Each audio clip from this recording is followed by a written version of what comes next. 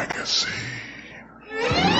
Hello, once again, I'm Doc Rodden, and this is Gruesome Magazine, where we review the very latest in streaming and video on-demand horror movies. Each week, my co-hosts Jeff Mohr, Crystal Cleveland, Christopher G. Mohr, and I will take a look at various spooky, scary, and gory genre offerings. Tonight, we are reviewing Choose or Die, streaming on Netflix, with a very, very cool cameo in the film, at least vocally. Well, we'll talk about that later. cameo is as far as cameos go, it's the easiest one to do, right? All right, joining me this week is my co-host Jeff Mohr. Jeff, how you doing, sir? I'm doing great. You are, sir. I am. You're doing great. Excellent. Also joining this week is Crystal Cleveland, the Living Dead Girl. How you doing? I'm good. By the way, I looked it up, and it's Asa. Asa? Mm-hmm. Okay, so, thank you. It's a little secret. A little secret. Well, you'll figure it out here, and I'm still going to mispronounce it, even after you do. No, you're not. Okay, Asa. All right. Also joining us is award-winning filmmaker, and Christopher G. Mohr. How you doing, sir? I'm doing good. I feel old because I actually used to have computers that I could save computer games on cassette tapes. Cassette? No. After watching this film. Cassette tapes? Tapes. I had a TRS-80 color computer growing up back in the 80s, and you could actually save games and stuff onto cassette tapes.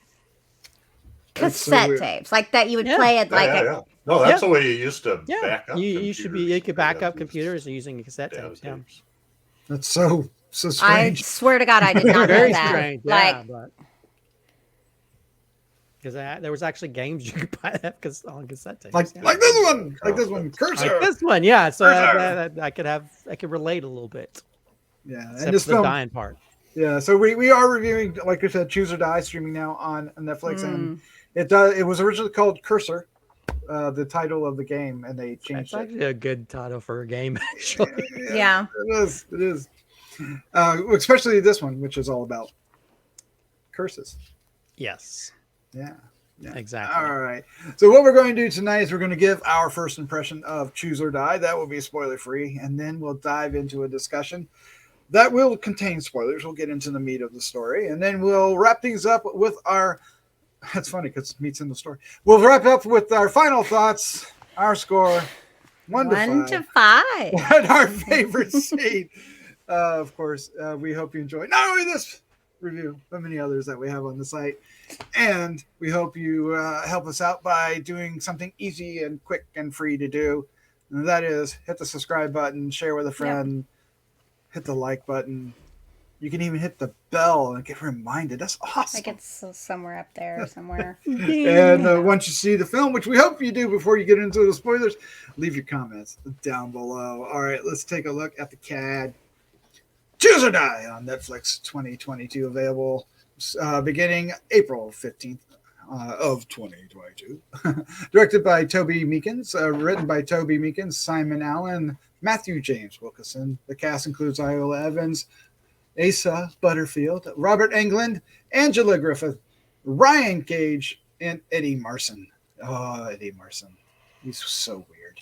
The synopsis is, after firing up a lost 80s survival horror game, a young coder unleashes a hidden curse that tears reality apart, forcing her to make terrifying decisions and face deadly consequences. Dun, dun, dun. Life. No, that's we're getting into this and find out. Consequences. Let's find out what our first impressions are. And Crystal, you're up first. What did your first impression of Choose or Die? Okay, so I did really like this movie. Okay, so I like the game concept. I like that you have your hero, and then apparently you're kind of like villain? Question mark. I like our lead. Actually, at first, I really didn't like her. I was bothered by her. I was like, ugh. And then as the story progressed, she grew on me. So that's something, and that's not typical for me. So that's good. Some of the gore was really good. Like there were some Yeah. There were some interesting moments. There were some interesting things that happened. It's not. God, how can I explain this? It's not like a very heavy movie. Like it didn't. It's not one that I would think about days later or anything like that. It's something I'd watch and it's cool and then it's done. The concept of the story, though, I really, really like, and I feel like they could continue it. Obviously, so some of my favorite movies are like revenge movies. I like when the bad guy gets it, and so at its core, this movie is that, and so that's kind of cool. Like, and that kind of makes me happy because getting the bad guy is good. But I'd love to know more about the origins of the game and how the game happened and who this other dude is from the 80s or whatever, and why did it seem like he was still the same age when he called her? And I'm really, I guess maybe because he keeps, I don't know. I'm giving too much away. Oh my God. So, okay. No, I'm going to spoil. Sorry. That was stupid of me. I have a lot of thoughts as far as like what happened and how it happened. But yeah. Nobody could understand what you were saying anyway. Okay. That's good. That's good. That's awesome. But I feel like the acting is great. It's not even though it's different and unique, it's not intense and emotional. So it's a great fun watch. That's what I think. The light watch. Mm-hmm. Yeah, little light horror there, just a little sprinkle. All right, Jeff, you sir are on the podcast. Choose your podcast host. No, sorry. Go ahead. What is your who's your first impression? Jeff's ear or Doc's tongue? No. I liked it a lot. Not your tongue, but whoa, sir. I liked this movie a lot, and I liked Viola Evans a lot as Kayla, and the Asa Butterfield character I thought was cool too. And I always like Eddie Marson. Is that the guy from Ray Donovan? Characters. Yes. Okay, yes. Good. Okay, that's what I thought. Okay. So the whole concept I just thought was, in one way it was, I'm I go into this thinking choose or die. Oh God, here's another game movie. There was one not too long ago with Jeffrey. I hate when I do that. Jeffrey Combs. No, Jeffrey Combs. I can't remember what the name of it was now, but it was kind of like that. Do this or that. But this had an ingenious thing to it, and it pretty early on. Maybe I won't say that. I won't give it away. But I enjoyed it. I thought it was unique. It had some good ideas. It really kept me intrigued, and the scenarios they set up with their choose or dies, I thought were really, really cool. And where she took it. Yeah. Yeah, I think may have a surprise or two, right? Maybe. Yeah. Christopher G. Mohr, sir, what was your first impression of Choose or Die? As a person who actually grew up in the 80s and played games sort of like that, I'd always wanted to sort of, I myself had always wanted to make something like that, but I don't think I have as much love as you other okay. I thought so. Mm-hmm. Or you two do. I thought the acting was horrible. Oh no, really? I thought the dialogue was cringeworthy. There's a part where he's trying to explain Freddy Krueger to her, and I was like, "Oh yeah." It's almost like they're trying to. They don't have the rights to actually say what they're trying to say, and then like the inclusion of music is like so shoehorned into it. I mean, the scenarios are kind of interesting, but it just felt like throwaway stuff from like Nightmare on Elm Street films. But I do like the aspect of the game. I think how the ending plays out, I really like. Yeah. Mm-hmm. I thought that was kind of brilliant because then it just made a fight between people a whole lot different than what normally happens. But I don't know. It's just like, there's even a little part where they they show like the game version of them driving. It's just stupid. Oh, I thought that I was just thought it was cute just- though. Yeah, It's well, like it's- cheat mode. Yeah, it's cute if you're making like Spy Kids, but not a horror film. Oh. I don't know. There's just parts of it that kind of like it. I mean, this felt like this probably could have been made in the '90s. This felt like a yeah. '90s film where you really wouldn't. And maybe I'm criticizing too much. I think if this came out in the '90s, I probably would like it better. But I don't know. I didn't connect with it. I didn't connect with it, and I wanted to, because I kind of like those things where it's like, oh, this is based on like an '80s board game or '80s video game. But for some reason, I just felt so disconnected. I didn't feel the chemistry between the two main actors. The dialogue again was just horrible, and it's very bare bones. It just felt like, it's funny. Like, I know, Crystal, we talked about another movie. We talked about gimmicks, and this felt even more gimmicky. And I mean, granted, there's a scene that involves watching a video game version of something that's how much is horrible is happening. I think worked really well. And then there's other things that didn't work so well. I don't know. I really wanted to connect with it, and usually I'm usually, you know me, Doc, I'm usually the first like, ooh, this got 80s stuff written all over it. But this, I don't know. I just felt like it was a little bit wonky in how they went about it. I didn't think the actors were good. Oh no. Yeah, I really like the cast in this. I like the setup of it. And I thought our lead character, I thought she got stronger and stronger as the film went on, both in her character and, you know, as a character. So I really dug this. I really had a good time with this. There is something that bothered me, and it's the guy that's on the screen later in the movie. We'll talk about that in the spoilers. And I was like, okay, this is not really into this, but up until then, and the part that you said, Christopher, might actually be one of my favorite scenes.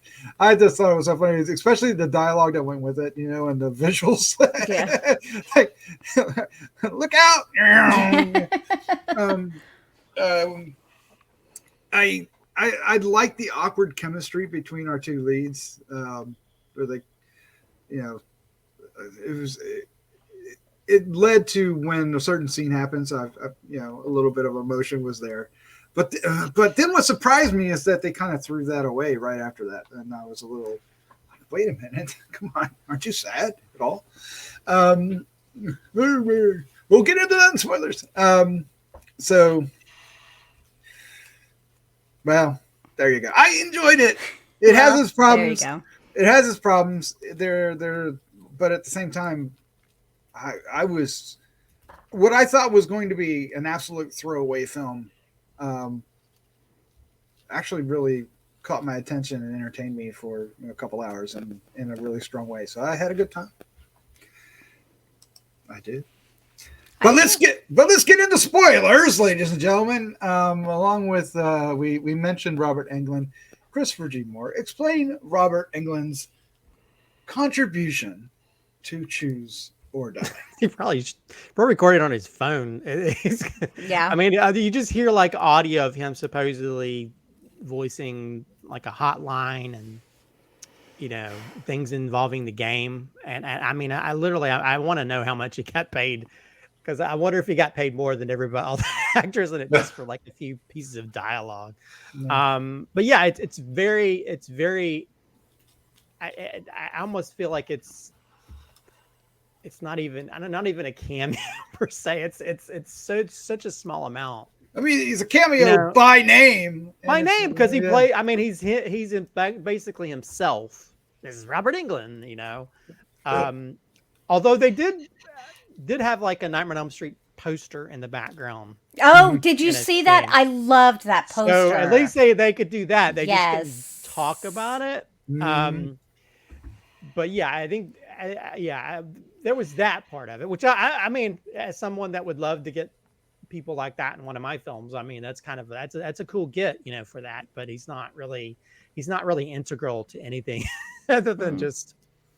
Well, I mean, he's integral to the game, but not necessarily the movie. It could have been anybody. Yeah. Right. But I did like the fact that she didn't know who he was, and it was just so I was like, But that's ridiculous. I think maybe, but at the same time, you're like, we're so into movies. It's No. hard to imagine somebody doesn't Okay. know who he is. Look, if she likes any of that stuff, Yeah, it's hard to Nightmare believe. on Elm Street. It's not like it's like an obscure horror movie. It's I think that's what kind of you think he would say. Freddy Krueger. yeah. It's pretty It's simple, like- but for some reason they I guess Maybe they rights-wise, couldn't- they couldn't yeah. say it, even though I think normally you can say that, and unless there's something where if Robert Englund's in something, they can't say Freddy Krueger or something. But that whole scene was That it might have been. cringe-worthy to me. It bothered me to my soul because it's like there's an obvious answer to that, and when you have to tiptoe around it, it's bad screenwriting and bad, Or just and then leave an it out. and then an actor having to do a bad version of relaying that. I wouldn't audio. be surprised if that was part of the contract for Robert Englund. It's like, It okay, I'll do probably it, but you is. cannot mention Freddy Krueger at all. Well, it probably is. Then don't mention that it's Exactly. Robert Don't mention Englund. who it is. Yeah, everyone's gonna. Make Everyone them- who knows is gonna know who. I mean, obviously, we knew immediately who it was. I mean, it would have So- been. I mean, if I wish they had the money just to have him actually be the big baddie behind the whole thing. It would have been. Awesome. It would have been, wouldn't it? But I guess they'd have to shit. de-age him. Yeah. So I did not like when they revealed who was the game maker. I guess That's not the game maker, though. There is no game. That's what they're saying. Oh, that he's guy not was the game not. maker? No, that's what I'm Okay. saying. You don't know. He said they found the game and they've been trying to figure it out. And this is what he had figured out. He was showing what he had discovered. We found the curse thing, and they put it into a Okay. game, right? Yeah. yeah, they took the curse Yeah, thing and yeah. put it into it. So he's not like the creator of it, though. He's not the Well, the creator guy- of the curse. He's the creator of Well, the the game. guy's that has the guy is the creator of the game, just not the creator of the curse. Yeah. So that's what I'm. Well, okay, I see what you're saying. Yeah. But regardless, him, I just thought he was way too over the top. Am I No, wrong? I liked Am I- him. I liked Okay. him. I don't know. He seemed like some creepy, weird dude. Yeah, he was a creepy weird dude. So Yeah, I'll give you I that. mean, I guess I was okay with him. I don't know. I mean, okay? I don't know. To me, here's some of my issues with this film. okay. First of all, I feel like you have this forced element of like, oh, it just felt like so tropish with like, oh, you're going to be evicted. Oh, I'm going to give drugs to your mom. Oh, if you pay me $20, you can pay me $20. And I mean, there's just like, there's all these elements that are just so like, it felt like trying to shoehorn all these elements, It's like, oh, this film's, I don't know. It just felt like, it felt a little bit too, I don't know. It just annoyed me. It felt like choices for story as opposed to something that really felt natural to the environment. Because that whole guy in the building, I was like, I don't know what. Like the creepy Well, dude. they had to give dealer? us. We had to get somebody that we wanted to die, so they could die. Well, yeah, but I mean, it didn't. There's just the movie felt like moments here and there. It didn't really. I see what you're saying. Felt very disconnected. It just like, oh, we just need to have these type of characters. We need to have this type of environment, so we have a reasoning. Almost like I don't want to compare it to the Willy Wonka chocolate factory. But you have this, this person who's down and out, can't get their life right or whatever. So I don't know. Just certain elements that kind of annoyed me. It just felt like bad story choices of people that don't deal with that. Because they were in New environment. York, but they're in the project somewhere, right? Are they in? Did anybody get an exact location of where was it? Because it didn't feel like, like New York City. I mean, but it but felt like New York I mean, City.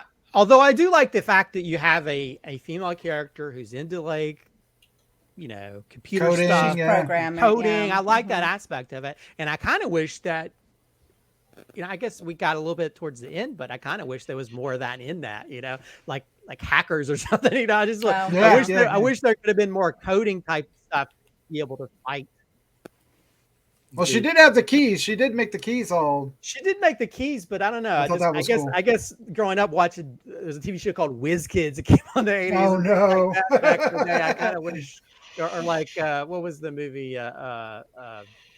Want to play a game? War Games. War Games. You know, things like that. I loved War Games. I don't know. I kind of wish that there was more of that. Although I don't know. But then she had to depend on the guide for that. So, but I don't know. Well, I like they didn't sexualize her too. Yeah, I like that. Yeah. I felt like a think real that was person. good. Yeah. And they never, they never did at all. I mean, the guy tried to. The guy, but I mean, but that's different. Yeah, he wasn't. Yeah, they weren't trying to make her overtly sexual as herself. Although I will say that I think the first time where that first level, it's like, oh crap. That was first level. There really is no right answer to what this game is asking. I know everything has a hitting meaning, right? Well, she could have said she wanted to take a break. Remember? She did say that, and that she started breaking the glass. Oh shit! Yeah. Oops. Sorry, I didn't mean to say that. Oh, poop. I didn't mean to say poop. Yeah. Fudge. Would you like for her to break more? Yeah. Okay. Sorry, I forgot. Yeah. Sorry, forgot how that started. Jeff Mohr, you're awful quiet. Like that. Yeah, Jeff. What did you think? I didn't have any of those problems, and I just loved the movie. I just sat there engrossed in it the whole way through. I'm kind of surprised to see what the next choose or die was, Yeah. And then when it turned into what it was doing with Eddie Marson at the end, I thought that was I loved it. It was like the next level.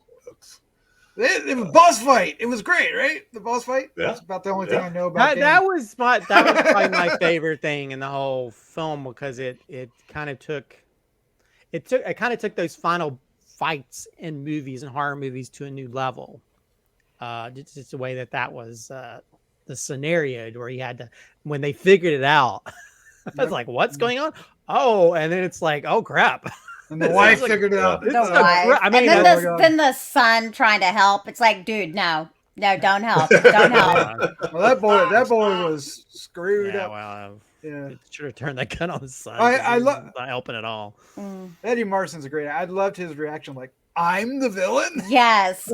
Oh, and I love that. Why can't a guy like me be the hero? It's like, dude, for real. Come on. That felt like that felt very prescient. Yes. in our weird, toxic fan base world we live in. So, yeah, that was. I thought that was interesting. I did like how it, and I like that the fact that, they kind of wrapped up, or they.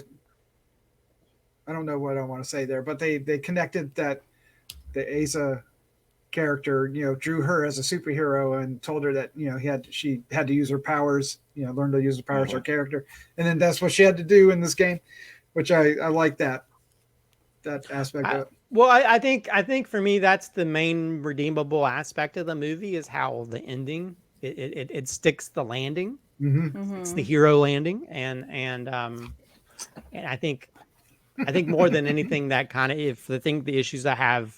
The first 75% of the movie, I like that. The ending, I was like, oh, this is when it gets good. Is the ending part, and it could continue. Like they could keep it going. It could, but I think they'd have to. I think the guy would have to come back into play and go against her. Be the new boss. Yeah, it'll be interesting to see what they do, because he may not like her using curses against just bad people. Could be more people, though. I'm not saying it doesn't even have to include her. Because there's other copies, remember? Are we writing a sequel? Are we writing a sequel there? Let's write the sequel. Choose or die again. Keep choosing or dying. Choose again or die again. Yeah, it has the ring element with the making copies thing. So yeah. How's that go? Making copies. Never mind. All right, guys, let's dive into. I know if we're gonna go backwards in time, we might as well draw that up. All right, let's give our final thoughts, our score, and our favorite scene. I believe, Crystal, you are on first. Okay, so I I really like this. I thought it was fun. I would totally be interested in seeing another one too. Oh, nice. So I'm just saying, I'm just throwing that out there. I'm gonna give it.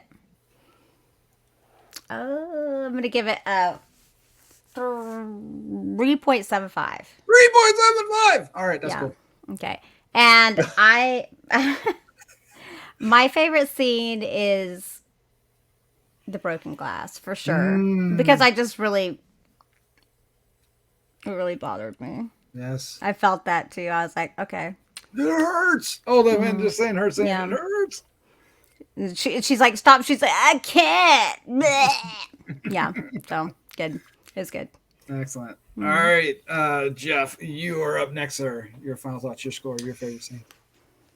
All right. I was engrossed. I thought it was, I just couldn't wait for the next scenario to come through. And I really liked Eola Evans and Asa Butterfield. I thought they did a great job. And like I said already, Eddie Marsan, I like him. I'd be cool with a sequel as long as it kept with something new, kept me guessing. From start to finish, I'm going to take you through all the stuff. Absolutely. Absolutely. All so right. anyway, I will. I'm going to give this a 4.25. Wow. A 4.25. See, now I should have gone higher. Well, I had to go higher than you this time, Crystal, because you topped me in the last one. So. But that isn't why I wrote this down before. And she took my favorite scene because it was the first scene where you went, oh. Whoa. I mean, you kind of got it from Eddie Marsan. So I guess I'm going to take the closing scene where she's dragging that statue, and I'm like going, oh yeah, this doesn't seem real efficient. You're taking too damn long. What the hell is going on? But then the genius of it came through. So The genius of it. I'll take that. Go for it. All right, Christopher G. Moore. Fast forward or reverse? Oh, Choose or die. I hated that scene. I hated that scene so much. It was weird. All right, what is your final thoughts, your score, and your favorite scene? This film didn't work with me. I was unengrossed. I was annoyed. Disengrossed? And there was moments that I think, okay, this is kind of intriguing, but I just didn't. I didn't connect with any of the dialogue. I thought was not great. I think I didn't connect with any of the actors. I didn't feel like there was that much chemistry. I don't know. It did feel. I don't know. It felt like something trying to be like a '90s film, but it didn't work. I think there's moments that it kind of works, but then it goes back to not working, and then these other annoying characters and these annoying scenarios, and it's like, ugh, somebody die again. But I think the ending. I think the ending is that's the thing to fast forward to. The ending I think works really well. I think a lot of these films, they're crappy, or they start well, or they have a good middle point. But this is one of those films that has a great ending, a really unique and intriguing ending. But that's the main saving grace of it, which is kind of sad because I really wanted to like this as somebody. Yeah. I like, I usually like anything like 80s oriented, but then I'm realizing at some point the fan service is not going to make up for a crappy story or bad acting or bad dialogue. In my opinion, I will give it. That was great. I didn't like it. I will give it.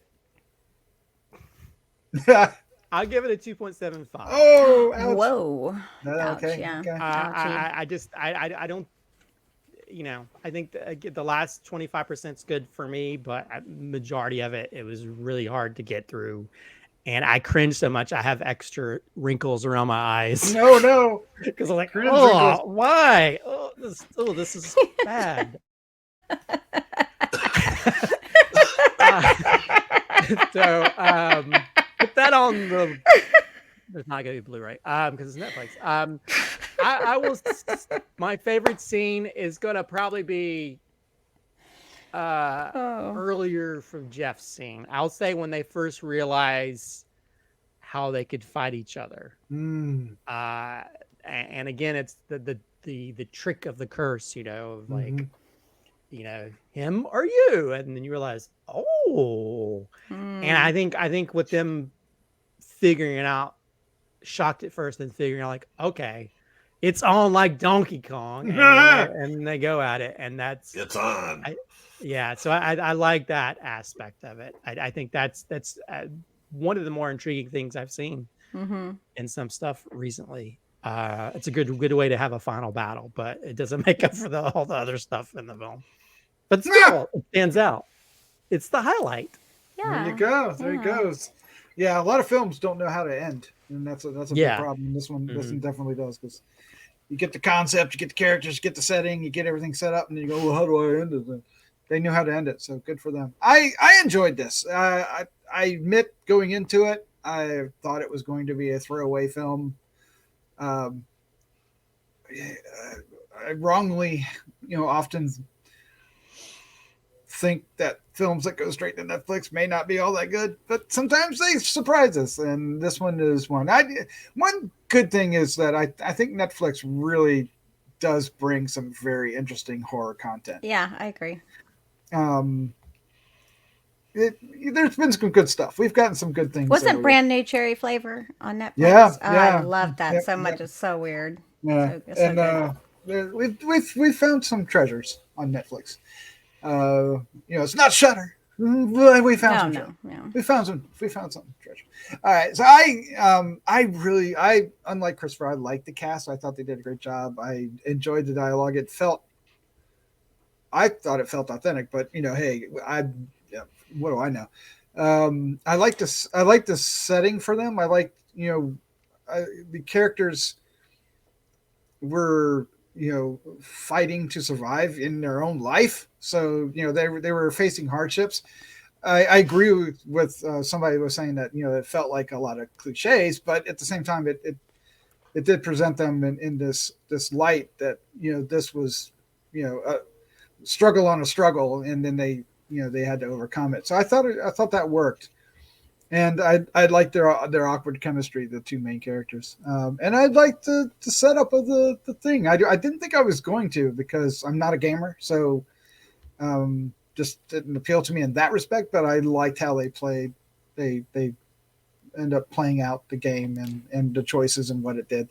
So, and I liked our audio cameo was fun in the whole aspect of it. So I still am giving. I get a 3.75. I think. Who else did that? Did you do that, Crystal? Mm-hmm. Yeah, I'm going to give it to. And my favorite scene has already been taken, so I'm going to pick this one just because I enjoyed an aspect of it, two aspects of it, but the scene itself isn't really all that great. It's kind of stupid, but we have the guy that. Sell it. Yeah, I know. I'm like, okay, yeah, you're so convincing. No, but hear me out. we have the landlord guy who's a real sleazy douche canoe. Typical, douche canoe. Mm-hmm. He's a slumlord, a sleazy slumlord, and he he's like in their apartment, right? It's all crazy, and she gets back at him, and the way she gets back at him, I thought was ouch. Yeah. Fun. I have no idea how that would get set up that way, but okay, that's gross. But what really sold it was not the fact that we're getting in, that the scene where he puts his face down. Is it the cops? It's the cops. And he throws up, and then we see the shot. Yes. And his bulging eye. And then we see the bulging eyes and the thing sticking out of his face, but the cop is like, yes. Oh my God, that guy was dying. dying. I was dying. Yeah, that I forgot about that totally. That is hilarious. But Yeah. the- Yep. But beyond that, the scene is dumb as Yeah. box of rocks. But anyway, there you go. That's our review for Choose or Die. It's streaming now on Netflix. Check it out because we know you have Netflix. And let us know what you think down below in the comments. Wow. Okay, there we go. Jeff, Yay. Crystal, Christopher, thank you for joining me. It was a lot of fun. Thanks for having us. No problem. Thanks for choosing us. You're welcome. Ah, Yep. I'm not dying. But I'm Not dying. bummed. Yes, yes. All right. With that, let's say goodnight. Good night. Good night. Good night.